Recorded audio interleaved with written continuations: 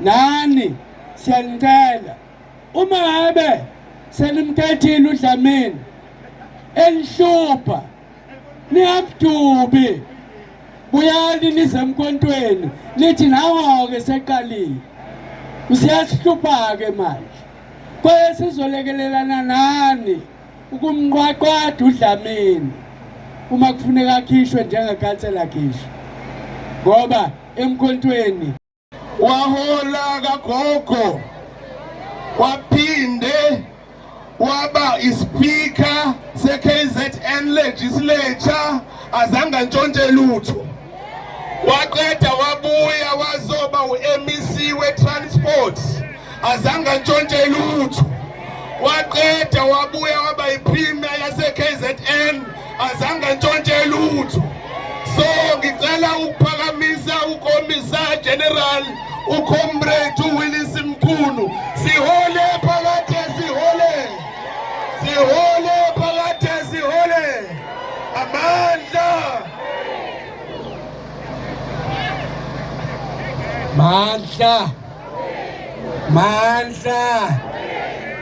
sihole Nxamalala sihole gwaza Mkhonto gwaza jikjela Mkhonto jikjela mandla long live Nxamalala long live Jacob Zuma long live aluta continua umzabalazo uyaqhubeka mandla angibonge kumphathi wohlelo okuyena ophethe lengxenye yohlelo uMapholoba uCommander Sibali ngibingelele kubuholi beNational High Command obukhona phakathi kwabo kukhona nenduna uCommander uMakhanya kube khona uComrade uBongani Baloyi okuyena sihlale sinaye bakuneyinketho zama-by-election la KwaZulu Natal. Ngiyabingelela njalo nakonke amalungu e-provincial detachment awe-regional detachment kanjalo nawama-zone akhona la nani nonke eniqhamuka kuma-ward laba babaholi emawodini nakuma-VD ngiyababingelela kodwa kukhona-ke laba engingazi kahle ukuthi structure sini kodwa bona bakhona ama-ground forces ethi ama-ground forces ethi ama-ground forces nabo bonke-ke abavakashela namhlanje ukhona phakathi kwethu kwabavakashile uchief whip wesishamthetho uComrade uBonkosi Mngadi kuphinde futhi kube khona namakhansela avakashe kule ward esuka kwamanye ama-ward omunye nimbonile ekhuluma la osuka ku-ward 110 kodwa-ke kukhona nokhansela futhi uMaphumulo osuka-ke le emkhandlwini waseMzumbe naye uzovakasha la eWard 64 ezobona khona uzakwabo ozongena kuLwesithathu ukhansela uStanley Dlamini.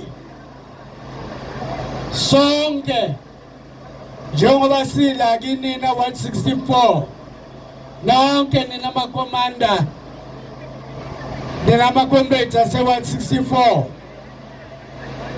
njengoba sizekini namhlanje kuncane nje sizokwenza kukhulu ngokohlonze kodwa ngokwamazwi kuzoba kuncane.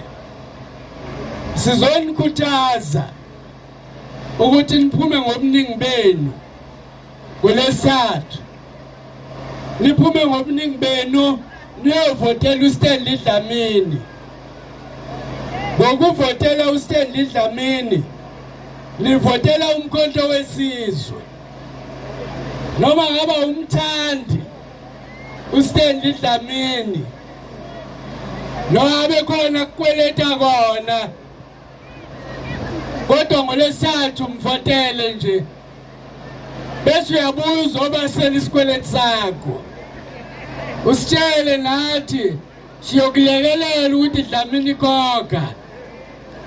Ngoba uyobe seyikhansela, uyobe sewulekelelile nawe ukuthi umkhonto wesizwe ube nekhansela eWard 64. Kodwa uma ungakwenzi lokho, noma ngabe uyayizonda iANC, noma ngabe uyayizonda iDA, noma ngabe ubazonda bonke behlangene, kodwa ngokungamvotela uDlamini uyobe ubanikeze ngodanki, wabanikeza iwodi ukuthi abalithathe ngenxa yevoti lakho wedwa, kodwa ube umkhonto wesizwe.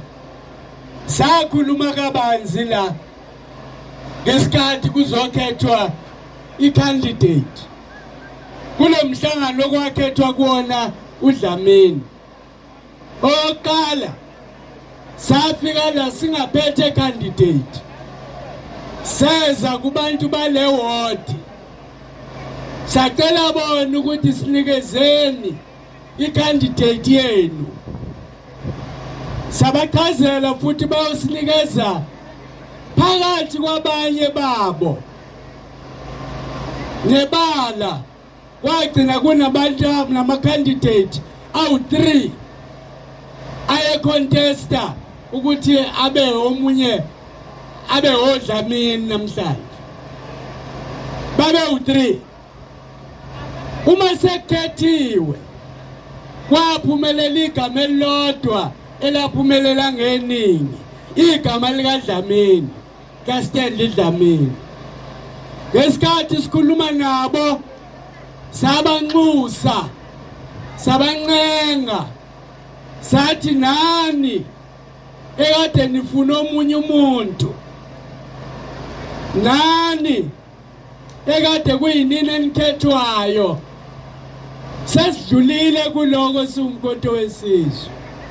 Manje sesine candidate eyodwa, one candidate, uDlamini kuphela. Sabacela, sababuza ukuthi bazomvotela na. Nalabo ababecontesta noDlamini basiqinisekisa ukuthi bazomvotela uDlamini. Bathi futhi bazonicela nini naningekho ukuthi nimvotele uDlamini, ngoba inhloso yinye, inhloso ukuthi akuwine i-candidate yomkhonto wesizwe. Uma singakwenzi lokho, siyoba asilenzi iqhinga likaNcamalala ayekade sicele lona kusukela ngoDisemba 16, 2023. Wathini uNcamalala? Wathi unqenqa thina sonke indle emnyama, thina abantu abamnyama, uyasimema ukuthi asizovota kanye naye, sivotela umkhonto wesizwe. Wathi usimema ngisho noma ngabe sineyinhlangano zethu, noma ngabe siyimember kulezo inhlangano zethu, kodwa uma sizothola u2/3 majority siyadingana sonke.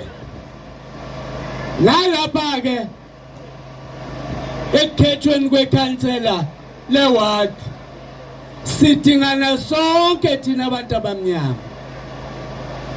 Njengoba nje wena usuke ekhaya namhlanje ubaba noma umama washiya endlini isithandwa sakho, siyasidinga naso ukuthi sivotele uDlamini.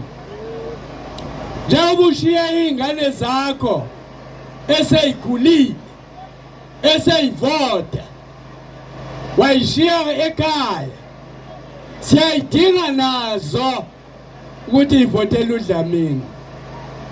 Labo umakhelwane wakho kuumuntu omnyama siyamdinga ukuthi avotele uDlamini, noma ngabe yena okwamanje ukhethe yiphi inhlangano. Khona abantu abamnyama benza insambatheke singayazi, bayokhetha ukuvotela iDA, bayoba yimembers zeDA. Awu yebo sinelungelo eSouth Africa lokuvotela inhlangano oyithandayo.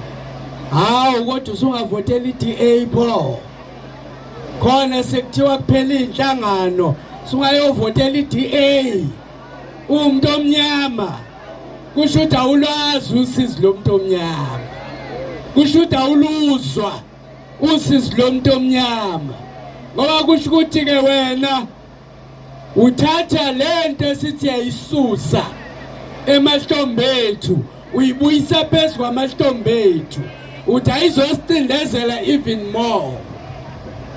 Ingakho abanye bethu basuka ngale kwagogo kwaKhongolose, sasuswa yiwo lomhlolo wokuthi sekungakhona abantu abangathi nabekhuluma bakhulume ngokubambisana neDA kuhulumeni, bathatha uhulumeni bawunikeze laba abantu abasicindezele kangaka, laba bantu okuyibona namhlanje abasephethe umnotho abangawufuni ukusherisha nathi.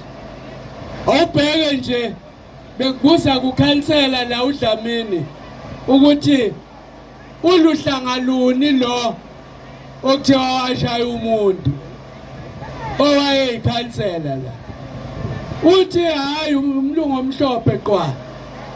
Ngithi uyababona-ke banjani manje, basishaya siyabavotela babuye basishaya. Ungixoxela enye indaba la uDlamini yokuthi yena lo mlungu akafunanga ukusebenza nekomiti elalikhethwe ngedemocracy, ikomiti lomphakathi okuyi-ward committee, okuyinto yokuqala ikhansela leward okufanele ukuthi liyenze lisebenze nayo. Wanqaba kodwa lo, kodwa nangilandela wanqaba ngoba abantu abamnyama abaningi kulelo komiti akababuzanga ukuthi bayi-DA yini noma bavotela bani. Wavele wabuka ukuthi awu kumnyama kunje, hayi angizukusebenza nabo. Wanqaba waphula umthetho ngoba umthetho uyamphoqa ukuthi akasebenze ngale ward committee, kodwa wayiphula. Abelungu banjalo baphula imithetho uma ngabe kuvumela bona, babophe thina uma ngabe kuvuna bona. Inkinga yensambatheka ke okufanele ukuthi siyazi nathi siyabantu abamnyama, singayi siyoyifaka ku-DA sibhekile. Namanje ke wonke umuntu osekhulumile la ubalule into enkulu yokuthi le ward uma siyithatha le ward siwumkhonto wesizwe, siyithatha ezandleni zeDA, siyithatha ezandleni zikaHelen Zille, siyithatha ezandleni zikaJohn Steenhuisen. Lokho kuyobe kuwukuthi sibafaka umkhonto enhliziyweni. Gwaza mkhonto gwaza, thatha Dlamini thatha, phansi nge-PGU phansi, phansi nge-GNU phansi, phansi ngamasela phansi. Izinto ke lezi esiyoyivotela ngoLwesithathu. Sivotela ukhipha iDA emandleni, sivotela ukubuyisa isithunzi somuntu omnyama sibuyiswa yithi thina abantu abamnyama. Ukhazile la ukhansela wase-110 ubiyela ukuthi asikabi nawo amandla lapha ya eThekwini ngokuthi sibe naye yedwa ukhansela. Asinawo futhi basizoba nabo bobabili. Yake yakhulunywa leyo nto kakhulu. Yadebate umkhonto wesizwe ukuthi siyeke yini ngoba sizuba namandla. Savumelana ukuthi hayibo asinawo amandla ezinye izinto kodwa kukhona esinamandla abo. Ngakho akasizuyeka. Kodwa kwesibili asizuyeka futhi ngoba thina masizovotisa namhlanje thina siyazivivinya, siyajima, sijimela ukuthatha iTheku lonke ngo-2026. Ngeke sivuke ngo-2026 singazi nokuthi amandla yethu angakanani e-Ward 64. Bese sithi ngo-2026 kodwa sizowuthatha umkhandlu wethu. Cha, asiye namhlanje siyojima sijimele khona ngoba u-2026 ususemnyango. Vele ngo-2026 inhloso yethu ukuthatha lonke iTheku leli. Sike sakhuluma nokhansela uDlamini, ngimbuza nje ukuthi Dlamini inkinga zewodi yakho zimi kanjani? Wathi hey baba uMchunu ziningi kodwa ngingakubalulela nje lezi ezimbalwa. Abantu abamnyama kusekhona abasahlala eMjondolo kule wodi abanganamizi kule wodi. Ngo-2025 inkululeko ilokhu yafika ngo-1994 okusho ukuthi 30 years ago kodwa kusekhona abantu abasahlala eMjondolo. eThekwini emkhandlwini weTheku onemali engaka yebudget uthi ukhansela uDlamini enye yezinto nje ngingakutshela yona hayi akungcolile kule wodi kuyaqathuka. Ey'ndaweni ey'hlala abantu abamnyama kakhulu kungcole kuyaqathuka ngoba kuklini muntu. Ngoba akekho umuntu oyinakile into yokuklinela abantu abamnyama. Uthi imigaqo yethu iyimigodi ibulawa nama-truck kodwa akekho umuntu osikhuzelayo.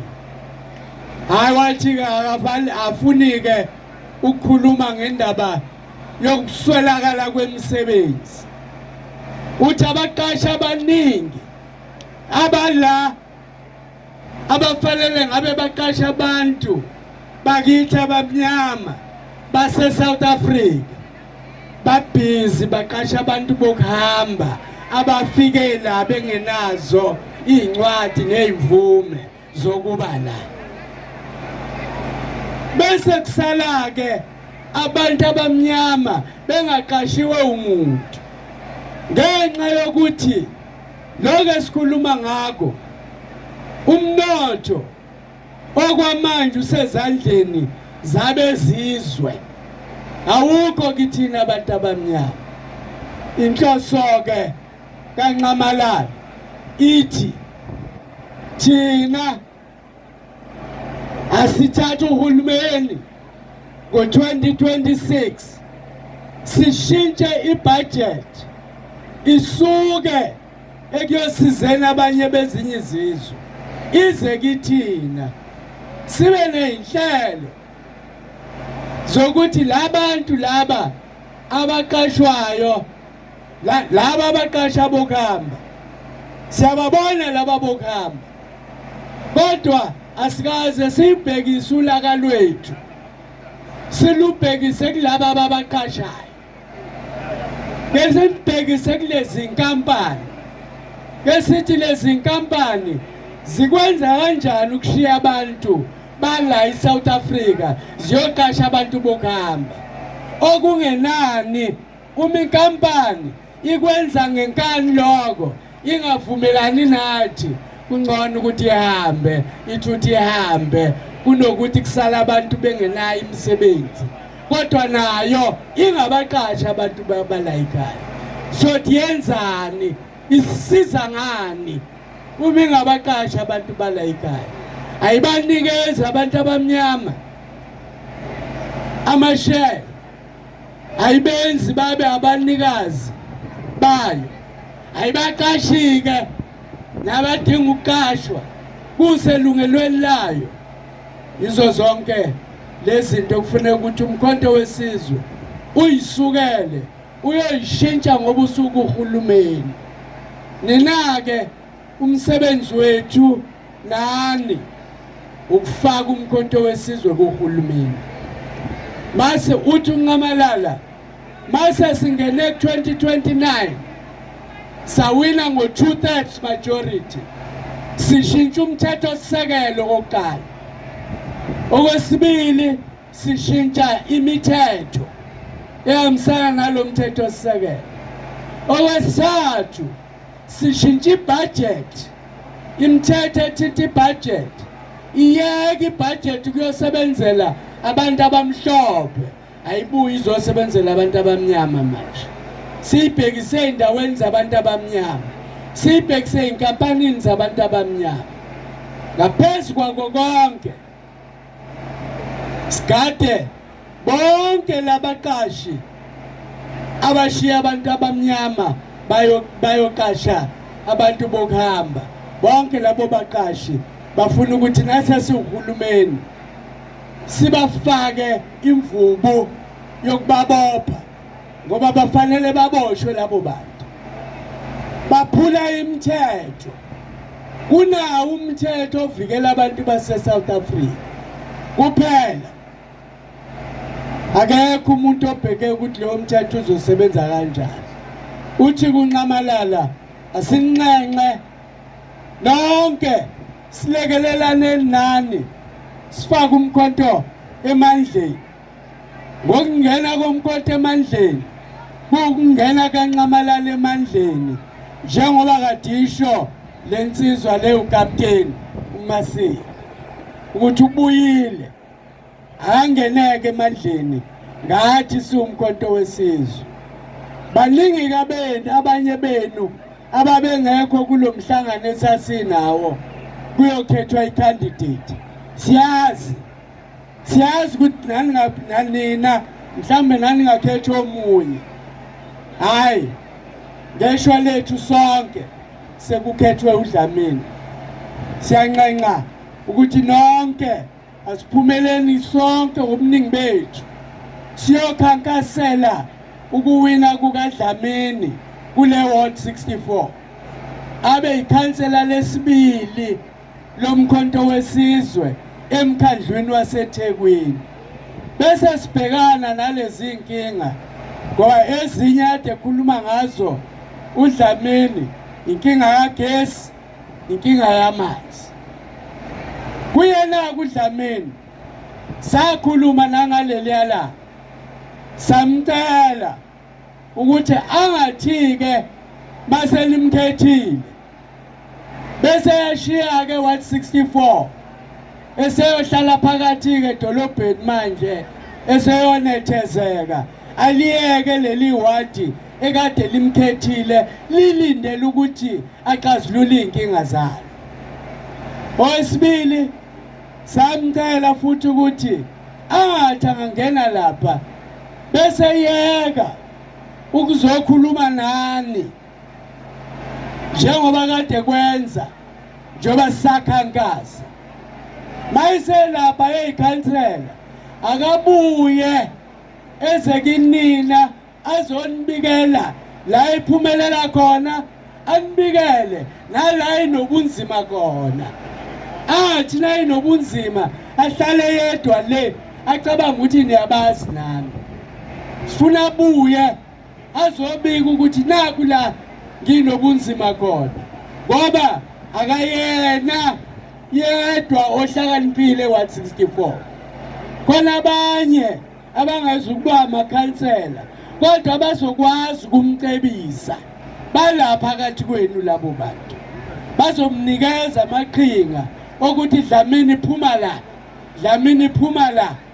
Ngakho ke ukuba inhlangano kusebenza kanjalo ke. Nani siyanicela uma ngabe senimkhethile uDlamini enhlupha niyamdubi buyani nize emkontweni nithi nawo-ke seqalile usiyasihlupha ke manje kwaye sizolekelelana nani ukumqwaqwada uDlamini uma kufuneka akhishwe njengekhansela akhishwe ngoba emkontweni akekho umuntu opermanent sonke emkontweni sikhona leso sikhashana usanikezwe lelo thuba emabe liyakwehlula uyaphuma nje kahle ngobuhle ushiye leyo sikhundla ushiye labanye nabo bazozama nasemakhanseleni ke sihambisa kanjalo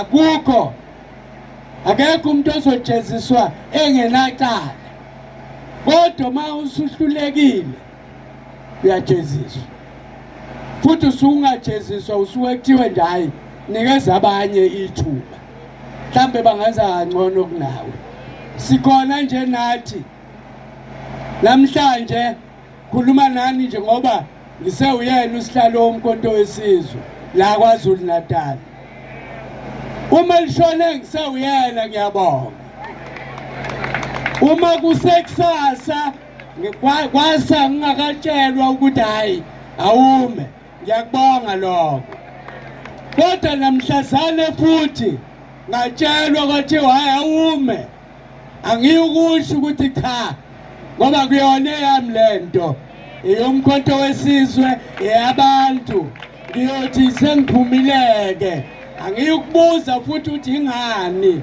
ngiyophuma nje dedela abanye kodwa ngeke ngiphume ngenze njenganalezi thing lezi thing ekade sakha nazo umkhonto wesizwe namhlanje iphumile sizazi ukuthi zikuziphi izinkalo manje babizwa ngayo yonke enye into bayithi ngoba sahlangana kumkhonto wesizwe ngoba sizokuthatha umbuso kodwa bona uthatha kanjani umbuso ukuphuma umkhonto wesizwe akwazi ukuthatha umbuso ukuphuma umkhonto wesizwe ingakho ke thina sikubona ukuthi hayi kusho ukuthi awuqabhanga kahle la ikhanda kusho ukuthi kwaphekwa wena netshe kwavuthwa itshe wasala wangavuthwa wena umqondo wakho nje usahlakazekile thina ke makuthiwa phuma mkhulu ngiyophuma ngibuyele ewodini yami ngiphume futhi ngibe la kule region ngibe sezonini la iwodi yami ikhona ngisebenze newodi yami sebenze nezoni yami lapho kuthiwa nje bamba la mkhulu ngiyabamba ngoba ngiyayazi into engiyizele emkontweni angizuba ke uthathekile abanye balaba njalo abazi nokuthi lo owahamba engaqoshiwe kwathiwa nje hayi awuyeke la kwathiwa kaye eParliament yabona makuthiwa hamba eParliament kusho ukuthi kuthiwa hamba uyokwenza omunye umsebenzi omkhulu kabi ongaphezulu kokuthi ube uSecretary General ngoba usuyomelela abantu ekutheni kutholakala imfuno zabo wasuka wahamba yena manje ithing ziyamlandela mawuthi uyabuza sithing ndini wayenzeni wahanjiswa yini akazi nibabheka abantu abasuswe ekhundleni bese beyabaleka ikhona into ayishiyayo, khona into embalekisayo. Kusho ukuthi uyabona ukuthi uzolandelwa yini. Mayisithingithingi asikuboni lokho. Nisizeke bantu base 164. Mawuyokhethweni uyela ukuyowina. Kodwa futhi bawufike wangawina ubuyele emuva uyobheka ukuthi sehluleke kanjani.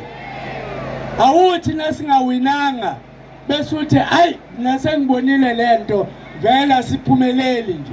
Hayi yeka wena buya. Yangizophumelela ngo2026. Ngizophumelela ngo2029. Ngizophumelela ngawe. Bayubalekelayo. Ngicabanga nje ukuthi ukuba abanye babaleka kusukela kwakhiwa inhlangano eyayikade iwumbutho wabantu ANC ngo1912 ukube babaleka ababebona inkinga ngabe sange sifike ku1994 ngoba akusho ukuthi iANC yaba wrong from the beginning. Cha, yoniwe abantu abafike ngo2017. Hayi dasibazi. Siyabazi abantu abaqale bathatha iANC ngo2017 bayifaka ehlathini. Manje ke thina kumkhonto wesizwe siwukhandela ukuthi awuphile namhlanje, uphile kusasa, uphile izizukulwane ngezizukulwane ezizayo. Asikwazi ukushiya phansi. Asikwazi ukushiya ngoba mhlawumbe siluze iwodi namhlanje. Futhi ningakhohlwa mase siwina ngo2026 kuyobe kungasekona ukuthi niwinile yini kule wodi yenu. Kuyobe kubalwa wona lamavoti. Yiwo lamavoti azosinikeza iPR, azosinikeza amakhansela ayobalwa kanye namanye amakhansela. Bawubaleka manje unciphisa lawo mavoti kanti fanele siyawandisa. Ingakho sithi thina ngokwendlela nje esibona ngayo ama result manje hayi umkhonto uyahambela ngo2026. Umkhonto uyahambela. Laba abathi bayasirobha balanda ingane zasema university zizobavotela zisuka kwamanye amawodi. Abarobhi thina bayirobha bona.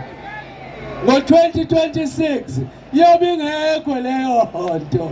Awukwazi ukususa umuntu kwenye iwodi umlethe la iwodi 64. Noma ungamfaka namhlanje kodwa ngo2026 siyobe sisodwa la, siyobe sinawe. Siwine le wodi kade wawuyiwinile ku election. Ngakho ke siyankusake kinina ukuthi ningadikibali. Kungathi ngolesine nanivuka kuthiwa hayi sehlulekileke namhlanje bese niyavuka nithi hayi sasivele siyibona lento. Nawe Dlamini kungathi nawuke kwathiwa manje awusawini sesiyakuzwa sewuvuka kwenye inhlangano. Kungenzeki lokho Dlamini. Hlala nje ube umkhonto wesizwe siluze nawe ngoba uluzanga wena, kuluza umkhonto wesizwe. Ngakho ke siluze sonke. Hlala nje sibe nawe siyobhekana no2026 nawe futhi. Angisho ke ngalawo mazwi ukuthi sizoluza. Ngenzela ukuthi philani nikhule ngomqondo. Nazi ukuthi empini induku ishaya imviki empini. Ngisho ngayisikhwaga kangakanani kodwa nasisempini iyangena nakuwena induku. Ngakho ke nathi siyamaqhawe nje namhlanje kodwa akusho ukuthi ngeke ingene kuthini induku. Mhlawumbe iyongena la iward 64, mhlawumbe iyongena kwenye ward kodwa nathi uyifaka kwamanye amaward. Sithi ke bantu base 64 abawumkhonto wesizwe nisebenze kakhulu. ukuthi nje sibe necandidate kumsebenzi lokho, ukuthi nje futhi nibe khona ko door to door campaign, umsebenzi omkhulu loyo. Lokho ukuthi nifike namhlanje nize la nizosilalela imvula kodwa niyiboni nje okukhulu kakhulu lokho.